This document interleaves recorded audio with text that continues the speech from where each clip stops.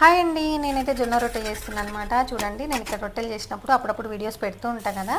ఇంతకుముందు అయితే రొట్టె పైన మామిడికాయ చట్నీ రుద్దేసి అట్లా పెన్నం మీదనే కొంచెం క్రిస్పీగా కాల్ చేసుకొని తింటే చాలా బాగుంటుందని చెప్పిన కదా. ఈ రోజు అయితే నేను కొంచెం డిఫరెంట్గా పప్పు రుద్దుతున్నాను అనమాట. పప్పు రెడీగా రొట్టెలు చేసుకునే వరకు పప్పు రెడీగా పెట్టేసుకొని ఇట్లా పప్పు రుద్దేసుకొని తింటే మాత్రం చాలా బాగుంటుంది అనమాట. పప్పు పెన్నం పైన రుద్దేసి మళ్ళీ కొంచెం ఆయిల్ వేసి కొంచెం లైట్గా కొంచెం కారం అయితే ఇట్లా చల్లేసిన, అంటే కొంచెం స్పైసీగా కావాలనుకునే వాళ్ళు కొంచెం కారం తినండి, లేదంటే పప్పులో కారం సరిపోయినట్టుగా ఉందనుకోండి ఇంకా అవసరం లేదనమాట. అట్లా మనం పప్పు పెన్నం పైన రుద్దేసుకొని మళ్ళీ పెన్నం పైన కొంచెం మంచిగా గట్టిగా క్రిస్పీగా కొంచెం ఆయిల్ వేసి కాలుస్తే ఏమైందంటే క్రిస్పీగా కాలుతుంది అనమాట. క్రిస్పీగా కాలడం వల్ల మంచి టేస్ట్ అయితే వస్తుందన్నమాట.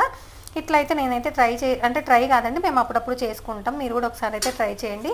ఆల్రెడీ తెలిసిన వాళ్ళైతే నాకు కామెంట్ చేయండి ఎలా ఉందో. ఇప్పుడు కూడా ఒకవేళ కొత్తగా చూసే వాళ్ళైతే ట్రై చేసి నాకు కామెంట్ చేయండి. నచ్చితే లైక్ చేయండి. Thank you.